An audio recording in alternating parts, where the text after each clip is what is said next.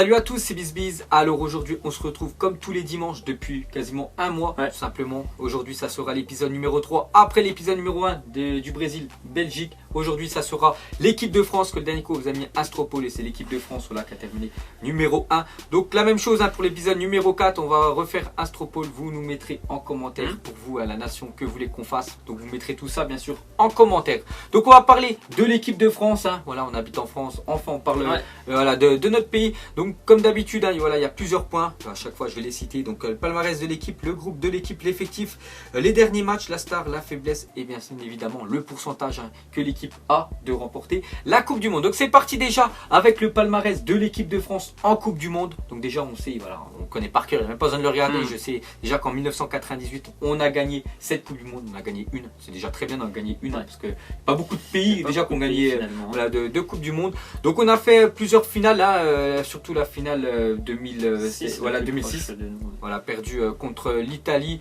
La dernière Coupe du Monde on avait été éliminé je crois en quart de finale contre l'Allemagne, futur quand même vainqueur de la prochaine Coupe du Monde. Donc voilà, l'équipe de France, soit il faut une Coupe du Monde, une bonne Coupe du Monde, ou soit c'est un échec total. On a bien vu en 2002, échec total, dernier du groupe. Pourtant en 1998 ils avaient remporté la Coupe du Monde 4 ans plus tard. Pourtant ils avaient aussi gagné l'Euro entre temps. Non, ils étaient favoris. Voilà, quand tu gagnes l'Euro et la Coupe du Monde, t'es favori. Ils étaient derniers. Ils avaient perdu contre l'Uruguay, je sais plus avec qui. Ils avaient le Sénégal aussi. Et je me souviens plus de la dernière équipe. Donc ils avaient fait un fiasco. Donc c'est soit tout, soit rien pour l'équipe de France.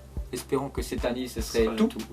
Donc voilà, j'espère qu'ils vont aller plus loin. Donc toi, tu as quelque chose à dire sur le palmarès de l'équipe? Non, franchement, c'est une équipe qui a beaucoup quand même de certitude, qui a été plusieurs fois loin dans des compétitions. Donc maintenant, on espère que ça sera une bonne année parce que comme tu l'as dit, en général, c'est presque une sur deux. Donc j'espère que c'était peut-être pas la meilleure qu'ils ont fait il y a 4 ans. Donc j'espère que ce sera encore mieux cette année. Une sur deux, c'est-à-dire 2010, ça a été une bonne Coupe du Monde pour l'équipe de France. Pas trop. Non, pas trop, 2010. Qu'on a bien vu, ils ne voulaient pas sortir du bus pour aller là-bas. Bon après voilà, il y a eu beaucoup de remises en question, pas mal de gars qui sont sortis de l'équipe de France, je me souviens, ça a fait pas mal de changements, c'était un mieux, mais là cette année on attend vraiment cette équipe de France, surtout après l'Euro qui nous ont fait vraiment bon Euro, parce que même si on a perdu en finale, on a quand même refait encore une finale, une grosse compétition. Ensuite on va parler du groupe, parce que le point 2 c'est le groupe de l'équipe, donc le groupe de l'équipe de France pour cette Coupe du Monde, donc France, Australie, Pérou, Danemark. Donc moi quand j'avais vu ce groupe là, je me suis senti vraiment heureux, on avait loupé quand même pas mal de grosses nations, donc faut peut-être avoir peur Danemark, Pérou aussi qui sont costauds, et il faut pas oublier que l'équipe de France c'est celle qui a les équipes les mieux classées au classement FIFA, parce que je crois que le Pérou est juste derrière nous, et le Danemark 3 ou 4 places derrière nous, parce que nous je crois qu'on était 7ème ou dernier, la dernière mise à jour, voilà, le Pérou je crois ils étaient 10ème, bon mais il y a eu des modifications, et le Danemark vers la 12ème place. Donc pour parler de ce groupe là, j'espère quand même qu'on va sortir premier, ce serait très bien parce que dès qu'on sort, je me souviens plus c'est quel groupe qu'on rencontre, je me souviens pas. Non, je me souviens plus, je crois que c'est le groupe de l'Argentine, donc c'est pour ça il faudrait éviter, si l'Argentine termine premier, il faut éviter de terminer deuxième. Voilà, surtout parce que si l'Argentine termine première, donc ça fera un France-Argentine dès les 8e, ce serait pas super. Bref, voilà, j'espère que quand même l'équipe de France pour moi va sortir de ce groupe là numéro 1. Je pense aussi que l'équipe de France va sortir, après faut pas vraiment non plus avoir un excès de confiance. Je pense, l'Australie pour moi c'est l'équipe la plus faible du groupe, mais le Pérou et le Danemark ça peut quand même nous gêner, donc faut vraiment y aller avec des certitudes, mais pas d'excès de confiance parce qu'on pourrait être surpris, je pense. Sinon. Surtout voilà, les équipes sud-américaines, on a vraiment du mal à y jouer. On a bien vu il y a un mois là, un mois et demi, je me souviens plus exactement, contre la Colombie. On a vraiment du mal à jouer contre parce que ça n'a pas le même style, le football sud-américain, donc ça on a vraiment du mal. Danemark, il y a des bons joueurs, mais normalement sur le papier on est supérieur, et normalement j'espère qu'on terminera bien évidemment premier. Le prochain point c'est l'effectif, donc j'ai pris la dernière liste pour les 2 derniers matchs, donc c'est contre la Russie et la Colombie. Donc normalement Deschamps avait dit que quasiment je crois il y a 23 joueurs, ces 23 là allaient disputer la Coupe du Monde. Il y aura peut-être 1 ou 2 changements par rapport aux blessés, par rapport s'il y a vraiment, il y en a un il fait vraiment une grosse fin de saison, comme Alexandre Lacazette, j'en sais rien, il n'est pas dedans. Peut-être si vraiment il gagne l'Europa League avec Arsenal, il marque pas mal de buts pour être dedans. Mais sinon on va parler ligne par ligne, on va commencer par les gardiens, donc Areola, Lloris, Mandanda. Donc il y a des gardiens quand même pas mal d'expérience, même si Lloris ces temps-ci il y a pas mal de boulettes quand même, il y a beaucoup qui remettent en cause qu'il soit gardien numéro 1. Il y en a qui aimeraient avoir Mandanda. Mais voilà, Hugo Lloris, hein, voilà, c'est quand même, je pense, c'est lui qui va gauler bien sûr avec l'équipe de France. Parle-nous un peu de la défense. La défense, je pense que c'est là où il y avait déjà pas mal d'absents lors de cette dernière liste. Donc on a quand même des joueurs qui jouent pas forcément aussi dans leur club. On a du Digne, du Lucas Hernandez, c'était sa première sélection, du Kimpembe, Koscielny, Pavard, Sidibé, Umtiti ou encore Varane. Donc il y a des joueurs, hein, comme je l'ai dit, ils sont pas forcément titulaires dans leur club et ils sont présents en équipe de France. Après ça c'est les choix du sélectionneur, donc c'est un petit peu spécial quand même, mais bon il y a quand même de très bons joueurs. Je pense qu'il y a quand même une ossature, surtout le niveau des défenseurs centraux. Après les latéraux, c'est une question. Peut-être le retour de Mendy, hein, peut-être le retour de Mendy si vraiment il arrive à être en forme, voilà, pour disputer, ce serait vraiment un plus pour l'équipe de France. Et Sidibé aussi qui est blessé, je crois, enfin peut-être qu'il va revenir de blessure bientôt, aussi, voilà, qu'il soit apte, hein, bien sûr, pour disputer, hein, cette Coupe du Monde. Mais sinon la défense pour moi serait peut-être le moins, le point noir on va dire de l'équipe de France. Ensuite milieu, donc milieu il est plutôt garni, hein, pour moi, du N'Golo Kanté,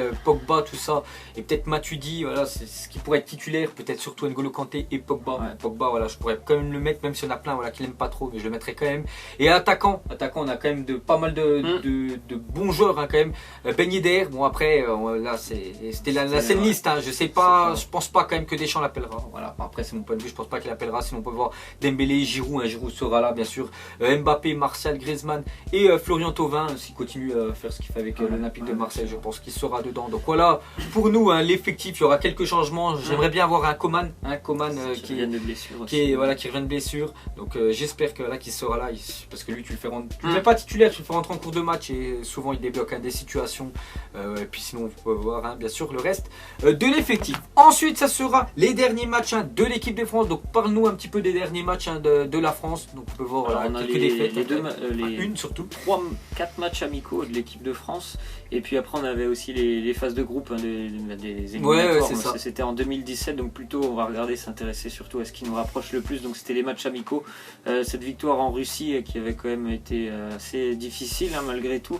Et puis cette défaite face à la Colombie alors qu'on mène 2-0, qu'on fait une première mi-temps plutôt très intéressante et puis on s'écroule en deuxième période. Après bon, il y a quand même des buts encaissés sur tous ces matchs amicaux, ce qui est un petit peu quand même inquiétant.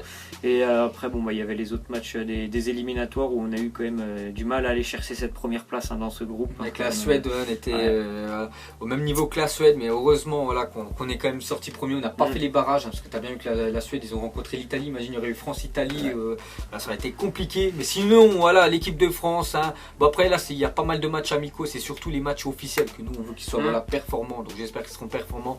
Mais sinon, voilà, Russie, on a bien vu contre Colombie, hein, on a parlé tout à l'heure, les équipes sud-américaines ne réussissent pas du tout, on n'arrive pas du tout à jouer contre ce style de jeu, voilà, parce que ça va vraiment rapide, hein, devant le but. Voilà, on n'arrive pas. Sinon l'Allemagne on avait fait un 2 partout, mais bon, tout ça bien sûr ça reste du match amical. Ensuite ça sera la staff de l'équipe de France. Donc on a choisi, il y en a plusieurs, on pourrait mettre, hein, donc on a préféré mettre Antoine Griezmann, un joueur qui a de l'expérience, qui est performant à chaque fois il est bon. Il y en a peut-être qui auraient mis aussi Kylian Mbappé, c'est vrai, mais on va pas le mettre directement, Kylian Mbappé. C'est quand même qu'un an, hein, qu'il est là. Donc voilà, il n'a pas marqué des buts, hein, il n'a pas disputé le dernier Euro, bien sûr. Donc voilà, on va quand même mettre Antoine Griezmann, qui est pour moi vraiment un joueur aussi qui peut emmener cette équipe de France très haut, comme on avait parlé avec la Belgique avec Eden Hazard et Kevin De Bruyne, comme on avait parlé avec le Brésil avec Neymar. Donc le même titre, hein, voilà, que Antoine Griezmann avec l'équipe de France. On a bien vu, hein, lors de l'Euro, c'est lui, tu te souviens, qu'il a marqué les 2 buts contre l'Irlande. On était mal embarqué, puis même il a marqué des buts contre l'Allemagne, je crois les deux. Je sais plus s'il avait marqué le doublé contre l'Allemagne en demi-finale. Donc on sait que c'est un joueur vraiment important et pour nous, voilà, c'est quand même lui la star, hein, voilà, de l'équipe de France, et j'espère qu'il va être. Actuellement il est en forme avec l'Atlético. Voilà, il marque pas mal de buts. Donc j'espère, voilà, qu'il sera en forme, hein, lors de ce mondial, en compagnie, voilà, de pourquoi pas Ousmane Dembélé, pourquoi pas Anthony Martial, pourquoi pas Kylian Mbappé, tous ces joueurs-là. Bien entouré, et il l'a dit, hein, ce mondial, le dernier mondial et l'Euro, ça lui a permis d'engranger pas mal d'expérience. Donc normalement ça va vraiment être un joueur qui connaît parfaitement l'équipe de France maintenant, et c'est lui qui doit vraiment porter les Bleus, je pense, pendant cette Coupe du Monde. D'accord, le prochain point, ça sera, donc là on voit une photo, hein, où il s'est un peu dégoûté parce que ça sera la faiblesse de l'équipe de France, hein. Et là il y en a pas mal, hein, quand même. Donc vas-y, commence commence par le commencement, on va dire. L'image qui représente bien sûr la défaite face au Portugal, c'est quand même un mauvais traumatisme, parce qu'une finale chez toi où tu la perds, je pense que ça peut laisser des traces. Après, bon, je pense que l'équipe de France, après, on a quand même vu qu'elle s'est relevée lors des éliminatoires, et ils ont vite passé à autre chose. Mais après, bon, ça sera vraiment une compétition internationale à jouer. Et après, c'est plus sur le terrain. Je pense qu'il va y avoir, il y aura des problèmes qu'on connaît déjà. Je pense les problèmes de l'équipe de France, notamment des choix du sélectionneur, parce que aussi il n'y a pas grand monde qui est très bon en club, donc forcément c'est un peu compliqué. On l'a déjà dit, nous les latéraux aussi, je vois un petit peu des problèmes au niveau du milieu de terrain par rapport au choix de Didier Deschamps. Après voilà, c'est les choix du coach et du sélectionneur, mais je pense que sur le terrain il y a pas mal de choses quand même qu'il faudrait que les Bleus essayent de régler avant la Coupe du Monde. Pour moi, comme je t'ai dit, la défense, t'as vu le nombre de buts qu'on s'est pris quand même, t'as pas le droit de te prendre autant de buts. Mais voilà, l'équipe de France, il y a quelques faiblesses, des fois on peut faire des très bonnes premières mi-temps, voilà, mais puis des fois il y a des passages à vide, on est néant, il y a zéro, je sais pas, d'un coup ce qui se passe dans toutes les têtes des joueurs français, là ça joue plus du tout, puis les autres bien sûr reviennent, prennent confiance et ils font un meilleur match que nous, puis après à la fin du match bien sûr on a perdu. Donc c'est pour ça que des fois l'équipe de France, ils n'arrivent pas à être réguliers de la première minute à la 90e minute, ils n'arrivent pas à faire un match constant du début à la donc fin. Voilà, souvent ça arrive quand même, ce truc là, on a bien vu face à la Russie, ils avaient mal débuté face à la Russie pendant 40 minutes.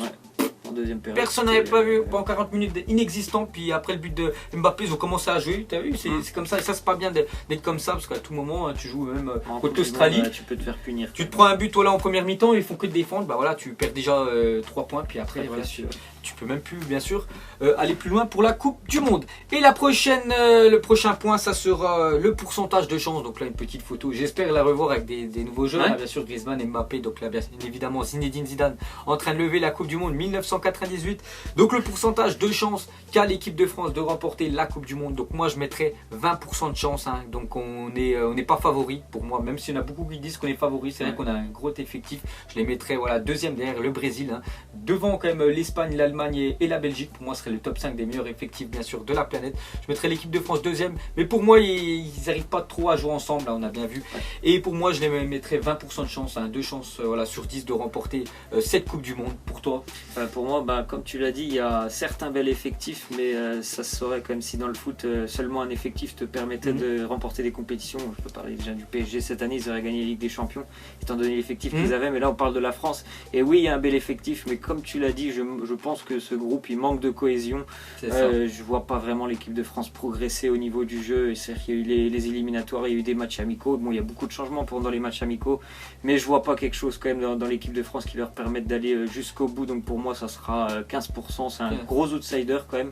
Je vois plus de chances quand même que par exemple la Belgique, mais pour moi non, ils n'iront pas au bout non plus cette année.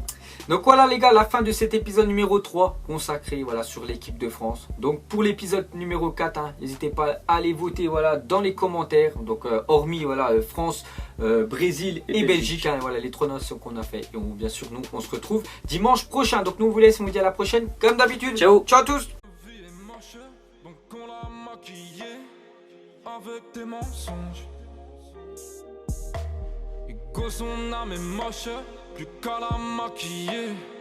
Avec tes mensonges, je sais pas ce qui se passe dans ma tête. Parfois, je voudrais sauver la terre. Parfois, je voudrais la voir brûler. Ça va pas trop, je roule en terre. Trop de haine pour 9 mètres carrés. Tristesse, faut pas.